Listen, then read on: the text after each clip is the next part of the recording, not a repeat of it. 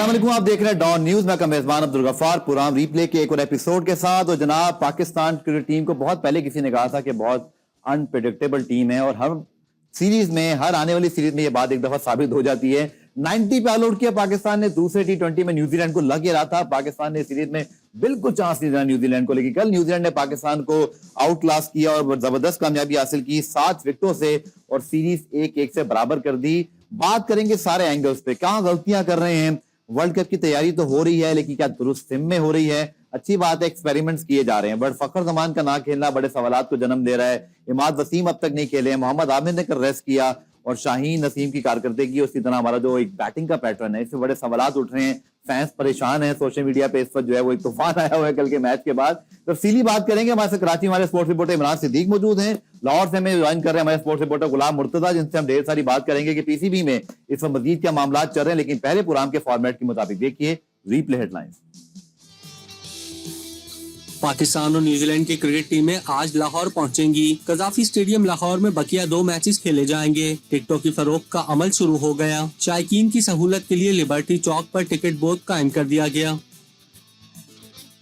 शहीर आफरीदी ने Asian boxing federation और world boxing council के टाइटल का दिफा कर लिया। शहीर आफरीदी ने थाई बॉक्सर पतोंग पोंग को नॉकआउट करके WBA की टाइटल फाइट के लिए क्वालिफाई कर लिया। साबिक स्टार ऑलराउंडर शाहिद आफरीदी ने शहीर आफरीदी की माली मदद की। रीप्ले हेडलाइंस में आपको जरा मिलती है सबसे पहले पाकिस्तानी और गैर मुल्की तमाम स्पोर्ट्स अपडेट। होप आपने उसको एंजॉय किया होगा। और अब बात करते हैं पाकिस्तान न्यूजीलैंड तीसरे T20 की, जहां पाकिस्तान को 7 विकेटों शिकस्त हो गई। इमरान और फिर गुलाम मुर्तजा के पास चलते हैं। इमरान, एंटी क्लाइमैक्स 90 पे ऑल आउट के बाद लग रहा था जैसे पाकिस्तान एक बड़ी मजबूत टीम बन के उभरी है, बड़े अच्छा हमारा बॉलिंग अटैक है, लेकिन एक ही दिन में जो है 24 घंटे के अंदर हम सबकी जो कहते हैं ना एक्सपेक्टेशंस थी वो वापस थोड़ी जमीन पर आ गई। ये अनप्रेडिक्टेबिलिटी पाकिस्तान से नहीं जा रही, चाहे वो बैटिंग हो, बॉलिंग हो या मखसूस खिलाड़ियों के ऊपर हम बात करें तो वहां भी परफॉर्मेंस में तसलसल नहीं है। और ये टीम आई थिंक मैनेजमेंट को परेशान कर रही होगी कि बोर्ड तब्दील हुआ, चेयरमैन तब्दील हुए, कप्तान तब्दील हुआ, ये परफॉर्मेंस में कंसिस्टेंसी नहीं आ रही है। लेकिन ये 3-4 साल से पाकिस्तान टीम का एक पैटर्न चला आ रहा है। जब भी पाकिस्तान टीम पहले बैटिंग करती है थोड़ा सा मुश्किलात का शिकार जरूर होती है। चेजिंग में हमने देखा बाबर रिजवान ने 200 भी चेज किया, 190 भी चेज किया, 180 भी चेज किया। क्या रीअसेस नहीं कर पाते पिच को हम लोग? शायद रीडिंग में थोड़ा सा मसला हो रहा है। अब कल भी आप देखें ना कि बाबर आजम ने पोस्ट मैच में कहा कि हम शायद 10 रन पीछे थे। भाई 10 रन अगर आप पीछे थे, 10 बना भी लेते हो, 10 गेंदों पहले उन्होंने खत्म किया मैच, ठीक है, 200 रन की पिच थी, कम से कम 200 से ऊपर की पिच थी। तो पहले बैटिंग करते हुए देखें, एक पैटर्न है रिजवान और बाबर का ना, पहले 30 गेंदों पे उनके 38-40 रन होंगे, फिर अगली 20 गेंदों पर वो एक्सेलरेट करते हैं, लेकिन ये बार बार नहीं होता।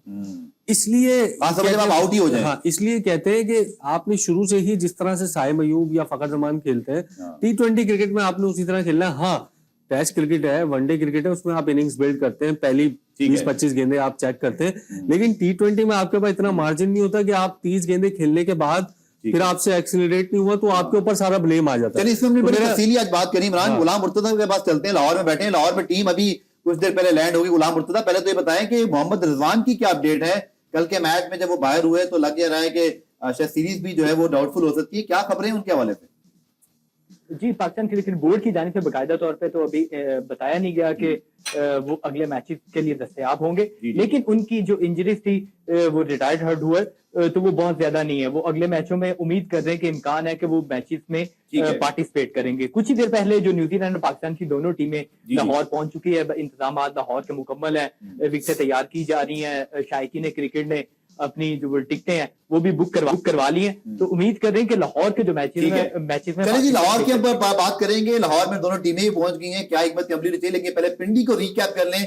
तो आपने देखा कि PSL में इमरान बहुत ज्यादा रन बने थे और हमने देखा कि इस विकेट के ऊपर प्रीवियस वाले में तो 240 250 भी कम पड़ जाते थे। तो मायूसी इस बात की ज्यादा है कि चले आप हार जाएं, लेकिन आपका पैटर्न ठीक हो। मे भी कि आपने 200 किए होते, 200 चेज हो जाते, चले वन ऑफ मैच, लेकिन 178 फॉर 4। नाउ अब आप वहां देखें SRH की परफॉर्मेंस, ट्रेविस हेड जिस तरह की बैटिंग कर रहे हैं IPL के अंदर, और हम यही एक्सपेक्ट कर रहे हैं कि दुनिया भर की टीम अब यही पैटर्न अडॉप्ट करेंगी। 4 विकेटों पे 178 जस्टिफाई नहीं होता, चाहे आप कैसी भी टीम के खिलाफ खेल रहे हो। 4 विकेट गिरने पर तो आपके कम से कम 200 रन होने चाहिए। बिल्कुल, देखें जिस तरह अभी मैंने पहले सवाल पे रिजवान बाबर का जिक्र किया था, दूसरा थोड़ा सा साइम अयूब को भी ये सोचना पड़ेगा कि 30-25 इससे कुछ नहीं होता। मतलब अगर आप इंटरनेशनल क्रिकेट खेल रहे हैं और आपने 15 मैचेस खेल लिए हैं, बिल्कुल, और आपकी मेरे ख्याल कोई 50 नहीं है, आप 30s में आउट हो रहे हैं, 35 में आउट हो रहे हैं, तो उसको थोड़ा सा लंबा लेके जाना चाहिए उसको, ताकि फायदा हो। देखिए 30-35 रन का इतना बड़ा इम्पैक्ट नहीं होता जितना 60-70 रन का इम्पैक्ट होता है। और हम सबको पता है कि साइम अयूब अगर इस टीम में रन करेंगे, 60-70 रन करते हैं या 50 रन करते हैं, तो उसका इम्पैक्ट बहुत होगा, क्योंकि वो कम गेंदों पे रन करेंगे।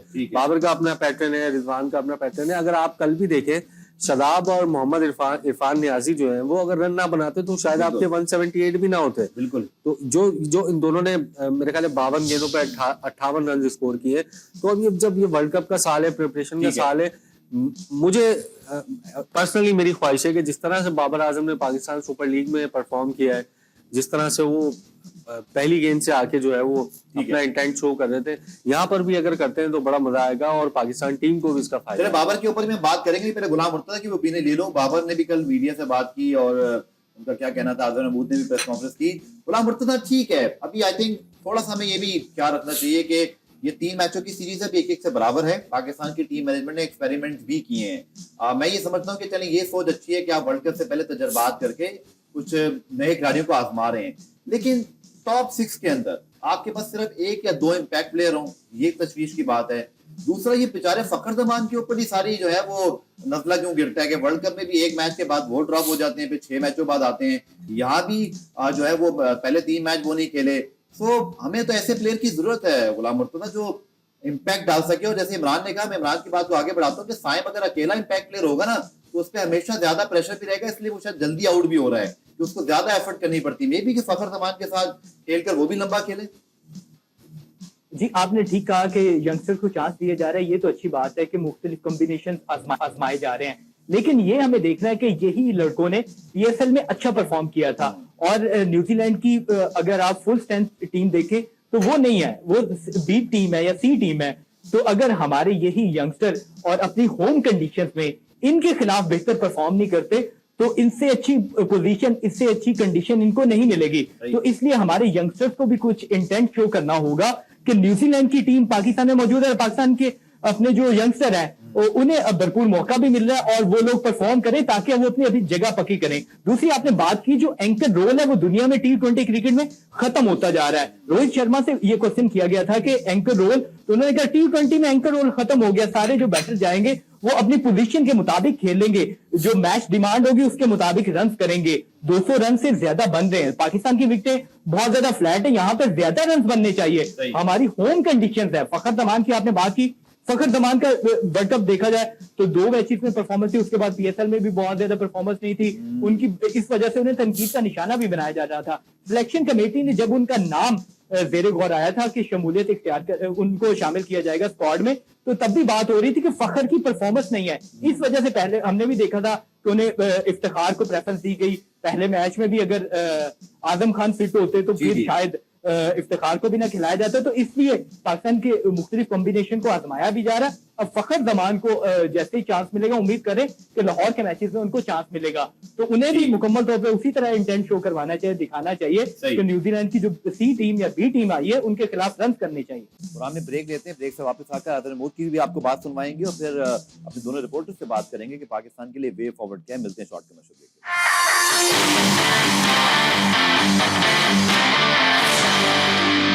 रिप्ले में खुशामदीद। पाकिस्तान टीम के interim head coach Azhar Mahmood ने प्रेस कॉन्फ्रेंस की मैच के बाद उनका मैच के नतीजे पर क्या कहना था, ये आपको दिखाते हैं। काफी सारी चीजें हैं इसमें, मतलब बैटिंग में जाहिर सी बात है कि I think we were 15-20 run short.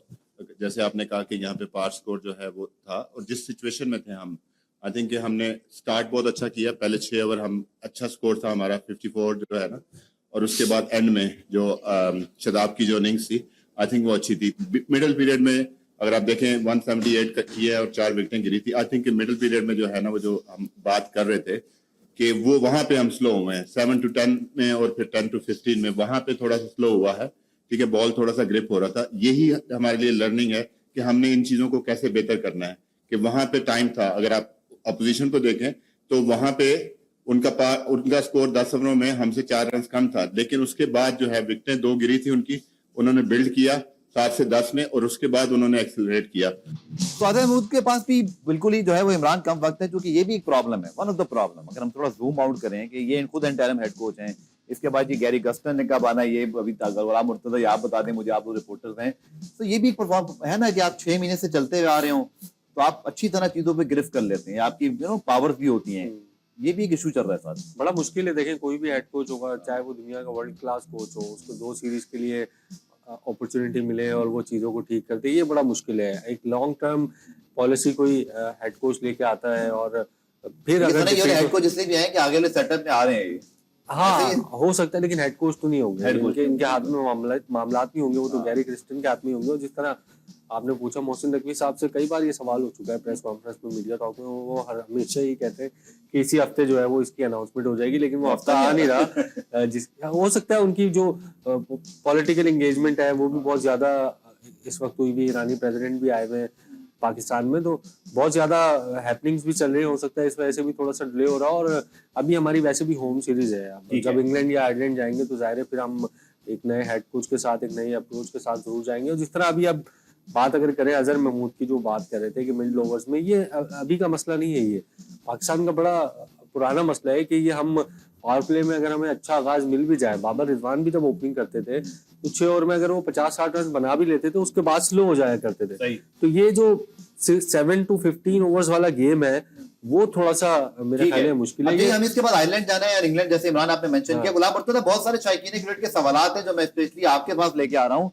एक तो ये बताएं कि हमारे नए हेड कोचेस ज्वाइन कब से करेंगे, क्या वो आयरलैंड इंग्लैंड की सीरीज से पहले आ जाएंगे? क्योंकि Gary Kirsten I think Gujarat Titans के साथ हैं, इसी तरह अगर आप बात करते हैं जैसे गिलेस्पी की तो वो तो टेस्ट मैचेस में है, तो ये क्या, ये कब क्लियर होगा सब कुछ? जी अनाउंसमेंट तो जो न्यूजीलैंड सीरीज के बाद पाकिस्तान क्रिकेट बोर्ड की जानिब से इम्कान जाहिर किया जा रहा है कि कर दी जाएगी। जी। लेकिन अब ये है कि क्योंकि आयरलैंड सीरीज के लिए गैरी क्रिस्टन या दीगर जो कोचेस रखे जाएंगे वो अवेलेबल होंगे, इस हवाले से निगोशिएशन भी चल रही है पाकिस्तान क्रिकेट बोर्ड की जानिब से, और इसका बाकायदा जो ऐलान है वो कर दिया जाएगा न्यूजीलैंड सीरीज के बाद। और साथ ही आपने जिस तरह बात की कि अजहर महमूद की आप बात कर रहे थे, तो अजहर महमूद नए सेटअप में इम्कान जाहिर किया जा रहा है कि वो असिस्टेंट कोच के तौर पे रेड बॉल में भी और व्हाइट बॉल में भी दोनों में वो मौजूद होंगे। तो गुलाम मुर्तजा इश्तिहार आता है जिसके मुताबिक आप भी रिपोर्ट करते हैं, नाम पहले आ जाते हैं, इश्तिहार बाद में, वो रीत बरकरार है। जी बिल्कुल ऐसा ही है, पाकिस्तान क्रिकेट बोर्ड ये बदलना भी चाह रहा है, क्योंकि इश्तिहार पहले आ गया था और बातें पहले उसके बाद गर्दिश करना शुरू हो गई थी कि गैरी क्रिस्टन जो है वो पाकिस्तान टीम के नए हेड कोच होंगे, वो जिम्मेदारियां निभाएंगे।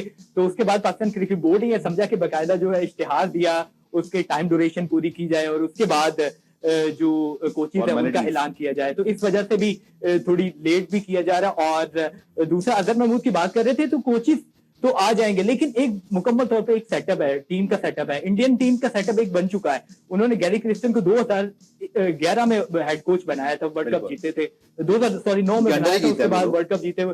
जी तो वो उसके बाद उनके अपने कोचेस लेके वो चल रहे हैं, तो वो फॉरेन कोचेस तो उनके खत्म हो चुके हैं, लेकिन आपका सिस्टम ऐसा स्ट्रॉन्ग हो, डोमेस्टिक क्रिकेट इतनी बेहतर हो, ताकि वहां से जो प्लेयर निकले तो वो जाके इंटरनेशनल सर्कल में जाके परफॉर्म करें। इसी तरह पीएसएल का भी प्लेटफॉर्म ऐसा हो कि इंटरनेशनल जो स्टैंडर्ड है उसे मीट करे। तो अगर आपका सिस्टम मजबूत नहीं होगा तो कोचेस आप जो मर्जी ले आए, गैरी क्रिस्टन को ले आए, दुनिया के उससे भी बेहतर जो कोचेस है उनको ले आए, लेकिन सिस्टम मजबूत नहीं होगा तो कैसे? और डोमेस्टिक क्रिकेट की अगर बात कर रहे थे, तो अभी भी पीएसएल की जो परफॉर्मेंस पे पाकिस्तान खिलाया गया, लेकिन डोमेस्टिक क्रिकेटर बहुत सारे ऐसे हैं कि जिन्होंने परफॉर्म किया नेशनल T20 में, उनका रिजर्व में तो नाम आया लेकिन टीम में नाम नहीं आया। बिल्कुल इमरान, जो बात की गुलाम मुर्तजा ने, अब्दुल रहमान आपके बेस्ट कोच हैं, लास्ट 4 ईयर से मुल्तान सुल्तान फाइनल किया, आपने उनको कोच भी बनाया था, लेकिन यहाँ जब इंटरिम कोच की बारी आई तो अजहर महमूद भी जो है वो डेफिनेटली पीएसएल में हिस्सा थे, लेकिन वो चूंकि यूके में और बाकी जगहों पे भी खेलते रहे, तो हम अपने कोचेस को क्यों नहीं ज्यादा प्रमोट करते? और अब ये बिल्कुल सही गुलाम मुर्तजा बात की कि भारत तो मूव ऑन कर चुका है इससे। बिल्कुल कंटिन्यूटी का मसला जरूर है पाकिस्तान में। देखें कभी कोई इंटरिम, आपके जावेद को श्रीलंकन क्रिकेट बोर्ड ने हायर किया है, मुश्ताक अहमद को बांग्लादेश कभी कोई हेड कोच आ जाता है, कभी कोई बॉलिंग कोच आ जाता है, कंटिन्यूटी का मसला जरूर है। बिल्कुल आपने ठीक कहा, Abdul Rahman one of the best coach in Pakistan, और 4 पीएसएल के फाइनल खेलना किसी भी आसान नहीं है। उनकी टीम भी अगर आप देखें तो वो जैसी भी टीम सेलेक्ट हो अच्छा परफॉर्म करती हुई नजर आती है और टॉप 3 में नजर आती है आपको। वो उनका पैटर्न खेलने का, उनकी टीम सिलेक्शन, उनके पिच रीडिंग, उनके टॉस जीतकर पहले बॉलिंग और फील्डिंग के फैसले, ये सारी चीजें रिजवान और उनके कॉम्बो में नजर आती है। मतलब एक जबरदस्त कोच है। अजहर महमूद भी देखें कह तो सकते हैं कि हम पाकिस्तान सुपर लीग के विनिंग कोच है, उनको हायर किया है, और शायद उनकी वजह ये भी है कि शायद वो जो सेटअप अब बनने जा रहा है कोचिंग सेटअप, उसके अंदर भी वो शामिल है। हो सकता है कि ये वजहों को उनको इंटरिम कोच बनाया गया है, लेकिन अच्छा है कि वो थोड़ा सा वक्त से पहले आ गए। अगर वो सेटअप में शामिल है T20 वर्ल्ड कप में, उनको भी टाइम मिल गया है, क्योंकि हेड कोच जब आएगा जाहिर है उसके पास सिर्फ 1-2 ही सीरीज होंगी वर्ल्ड कप में जाने से पहले, तो अजहर महमूद के पास तो थोड़ा सा तजर्बा होगा इस टीम को लेकर, इन प्लेयर्स को लेकर। चलें पूरा में ब्रेक शामिल करते हैं, ब्रेक से जब वापस आएंगे दीगर खेलों की भी बात करेंगे। Short commercial.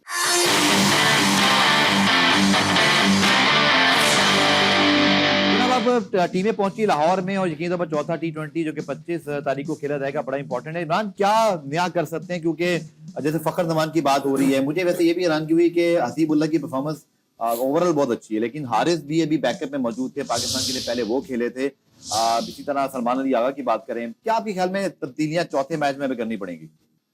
देखिए लग तो ऐसा रहा है कि शायद रिजवान तीसरा मैच नहीं खेलेंगे, चौथा मैच, उसमें ये कि एक उनकी इंजरी का भी कंसर्न हो सकता है, और दूसरा एक रोटेशन पॉलिसी जो अनाउंस हुई थी इस T20 सीरीज से पहले, क्योंकि 3 मैच खेल गए, बाबर भी खेल गए, रिजवान भी खेल गए, मेरे ख्याल है साइम को पूरे 5 मैच देने चाहिए, क्योंकि वो थोड़ा सा मुझे लगता है कि उनकी तरफ से 1-2 बड़ी इनिंग्स वर्ल्ड कप से पहले बहुत जरूरी है, इंग्लैंड और आयरलैंड के टूर से पहले बहुत जरूरी है, ताकि उनका कॉन्फिडेंस जो है वो आए। कोशिश जरूर कर रहे हैं वो, ऐसा नहीं है कि कोशिश नहीं कर रहे हैं। और दूसरा इमाद वसीम मेरा ख्याल है आखिरी 2 मैचेस खेलेंगे, क्योंकि अभी तक उनका रिटर्न नहीं हुआ है, आमिर का जरूर हुआ है। आमिर इन दोनों में से एक मैच खेलेंगे, शाहीन और नसीम को शायद बिठाकर फिर दूसरे जो ऑप्शंस हैं उनको ट्राई आउट किया जा सकता है, जिस तरह से इंडिकेट किया है बाबर ने और अजहर महमूद ने कि वो पूरे सीरीज में कॉम्बिनेशन को ट्राई करते रहेंगे। ये बड़ा मतलब पाकिस्तान के लिए धचका भी कह सकते हैं कि आजम खान बड़े गलत टाइम पे आउट हुए बिल्कुल सीरीज से, क्योंकि एक मुश्किल सीरीज वो खेल के आए थे, एक आसान सीरीज जब आई तो वो थोड़ा सा बाहर हो गया, थोड़ा सा फील करते हैं उनके लिए। मैं रोकूंगा क्योंकि अभी जबरदस्त एक फाइट हुई और उसमें पाकिस्तान के जो फाइटर हैं उन्होंने शाहजेब रिंद ने भारत के फाइटर को हराया, और उसके बाद हमने देखा दुबई में कराटे कॉम्बैट था, इसकी बड़ी हाइप बनी, वहां पे जो है वो बॉलीवुड स्टार सलमान खान भी आए हुए थे जिन्होंने शाहजेब को जो है बड़ा सराहा। शाहजेब रिंद इस वक्त हमारे साथ मौजूद है, बहुत शुक्रिया शाहजेब साहब ज्वाइन करने के लिए। सबसे पहले आपको बहुत बहुत मुबारकबाद और well done on this great win. क्या जज्बात हैं आपकी, बड़ी तैयारी की थी आपने फाइट के लिए? जी बिल्कुल, thank you so much for having me. जज्बात तो बहुत ही मतलब अभी मैं बहुत खुश हूँ अल्हम्दुलिल्लाह, क्योंकि ये विन जो है सिर्फ मेरा नहीं, ये पूरे हमारे मुल्क का विन है, पूरे पाकिस्तान का विन है, पूरी कौम का विन है। तो बहुत ही खुशी हुई और जिसके लिए मैंने बहुत ज्यादा ट्रेनिंग की थी अल्हम्दुलिल्लाह। जैसे कि आपको पता है रमजान शुरू की, रमजान में मेरा पूरा ट्रेनिंग जो है रमजान में गुजरा है, और रमजान में आपको पता है ट्रेनिंग करना बहुत ही सख्त है, और जाके अमेरिका में वहाँ पे कोई रोजे नहीं रखता, तो और भी मेरे लिए सख्त था। तो अल्हम्दुलिल्लाह मुझे पता था कि ये पाकिस्तान के लिए बहुत एक विन होने वाला है, अगर मैं ट्रेन करूंगा तो अल्हम्दुलिल्लाह मैंने मेहनत की और मैंने जो है फतह हासिल की। शायद कोई भी स्पोर्ट्स हो, चाहे वो इंडिविजुअल हो या टीम स्पोर्ट्स हो, जब भारत के खिलाफ होते हैं तो एक अलग ही मजा होता है, और आपने देखा कि न्यूज चैनल्स पर, सोशल मीडिया पर आपको कितना सराहा जा रहा है, तो आपको भी समझ में आया होगा। एक तो ये बात, दूसरा जिस अंदाज से सलमान खान एक बहुत बड़े स्टार हैं इस पर जनूबी एशिया के, न सिर्फ पाकिस्तान भारत में बल्कि दुनिया भर में लोग उनको पसंद करते हैं, उन्होंने जो आपको अप्रिशिएट किया, तो आई थिंक ये it's like icing on the cake. बिल्कुल, आपको पता है जैसे कि ये मतलब एक बहुत, जैसे कि आपको पता है ये बहुत ही बड़ी फाइट थी, और इंडिया के खिलाफ तो वैसे भी हमारी बड़ी फाइट होती है, और सुपर स्टार हमारे जो बॉलीवुड के सुपरस्टार है, बल्कि ग्लोबल जो सुपरस्टार है सलमान खान, वो भी आए हुए थे, और उसके साथ साथ बहुत ही मतलब बड़े बड़े एक्टर्स आए थे, और पाकिस्तानी एक्टर इमरान अब्बास भी आया हुआ था, और हमारे जो सुपर स्टार UFC के वर्ल्ड चैंपियन है वो भी आए थे, और बड़े बड़े लोग आए थे, तो सुपर स्टार भी आए थे, बाकी मसूद भी आए थे। तो उसमें ये था कि मेरे ऊपर बहुत ही बड़ा प्रेशर था, और इंडिया के खिलाफ वैसे भी आपको पता है प्रेशर बहुत ज्यादा होती है, तो अल्हम्दुलिल्लाह मैंने जो है मुझे वो था कि अपने मुल्क का नाम रोशन करना है, तो और उससे पहले जो हमारी प्रेस कॉन्फ्रेंस हुई थी उसमें भी जो है पाकिस्तान के खिलाफ बहुत ही बुरी अल्फाज यूज किए थे, और बहुत ही गाली दी थे, मतलब बहुत ही मतलब वो वीडियो में चला रहे हैं सलमान खान साहब की मुलाकात हुई, क्या आपका कहना था? खासतौर पर तो यार नहीं कि क्या आप हर किसी को 20 सेकंड में हरा देते हैं, और उसके अलावा क्या क्या बात हुई, क्योंकि खुद भी वो बड़े मतलब उनके जो रोल्स हैं हम देखते हैं बड़े दबंग स्टाइल के, बॉडी बिल्डिंग सारा कुछ, तो बड़े नौजवानों के रोल मॉडल भी हैं, तो क्या उनसे बात हुई आपकी? जी उनसे ये बात हुई, वो जब मैं फाइट में थी उसके पास, मैं सलमान खान के पास मैं गया, उन्होंने कहा कि जब आप वॉकआउट कर रहे थे मुझे पता चल गया कि आप आप जो है ये फाइट जीतोगे कि जिस कॉन्फिडेंस से आप आ रहे थे। उसके बाद उसने मुझे ये कहा कि आप 20 सेकंड में किसी को नॉकआउट कर देते हो, क्योंकि मेरा जो लास्ट 3 फाइट था उन सब में मैंने जो है फर्स्ट राउंड फिनिश किए लोगों को। लास्ट फाइट में मैंने 16 सेकंड में नॉकआउट किया था। तो सलमान खान जो है मेरे फाइट उसको उसने मेरी फाइट देखी थी और उसके बाद जो है वो मुझे बहुत ही ज्यादा मोटिवेट कर रहा था, बहुत ही मुझे उसने सराहा। तो उसके बाद मैं गया बैक स्टेज मेडिकल टेस्ट कुछ होते हैं वहां पे गया, उसने फिर मुझे कॉल की, फिर मुझे बुलाया, वहां पे बिठाया, अपनी टीम के साथ बिठाया और उसकी पूरी टीम ने मेरे साथ। अच्छा, हमारे बड़े इमरान भी आपसे सवाल करना चाह रहे हैं कि पहले मैं एक सवाल कर लूं कि इसके बाद शायद अब आपकी कौन सी फाइट शेड्यूल है, और दूसरा जरूर बताइएगा इस प्लेटफॉर्म पे जब जीत मिलती है तो शोहरत मिलती है, लेकिन सहूलियात मौजूद है, एप्रिसिएशन कोई होती है नहीं होती है, इस पर भी बताइएगा जरा प्लीज। जी बिल्कुल, फाइट हम जीते, फाइट तो हम अपने लिए नहीं करते हैं, हम अपना पूरा कौम के लिए, अपने पूरे मुल्क के लिए फाइट करते हैं। उसके बाद जो है सपोर्ट तो इस बात में कोई नहीं मिलता, जब आप फाइट जीते सपोर्ट मिलती है, लेकिन ये सपोर्ट जो है ऐसे ही मतलब आपको कोई मतलब स्पॉन्सरशिप वगैरह नहीं होती। हम जो भी करते हैं सब अपने मतलब जेब से करते हैं, सब कुछ अपनी तरफ से करते हैं। इस फाइट में जो आप गए थे ये आपका एक्सपेंस था, पर किसी ने आपको स्पॉन्सर किया, प्रमोट किया, कैसे हुआ सब ये? नहीं, ये जितने भी फाइट मैं खेल चुका हूँ अमेरिका में, मुझे किसी ने स्पॉन्सर नहीं किया हुआ है और मैं जितने भी अपने खर्चे पे कर रहा हूँ, मतलब मैं किसी गवर्नमेंट की तरफ से अभी प्रैक्टिस मुझे जो है बलुस्तान की प्रैक्टिस स्पोर्ट्स है वो मुझे सपोर्ट कर रहे हैं, उनका मैं बहुत शुक्रिया अदा करता हूँ। और बाकी जो हमारे पुराने जो सीएम बलुस्तान जो भी थे उन सब ने मेरे साथ वादे किए, लेकिन जो चले जी, हम भी आपसे वादा करते हैं इंशाल्लाह आपके प्रमोट करते रहेंगे और इसकी तैयारियों के हवाले से भी उर्दू सेगमेंट करेंगे। बहुत शुक्रिया आपका, well done on this very exciting and Pakistan का नाम जैसे आपने कहा कि रोशन हुआ इस पूरी दुनिया में इस फाइट की वजह से। प्रोग्राम में ब्रेक शामिल करते हैं, ब्रेक से जब वापस आएगी कुछ पाकिस्तान हॉकी की बात करेंगे। इवेंट एक है अजलान शाह, टीमें हमारी 2-2 बन गई हैं, हॉकी में हम वैसे जीत नहीं रहे, टीमें हमने 2-2 बना दी, इस हवाले से बात करेंगे शॉर्ट कमर्शियल ब्रेक के बाद।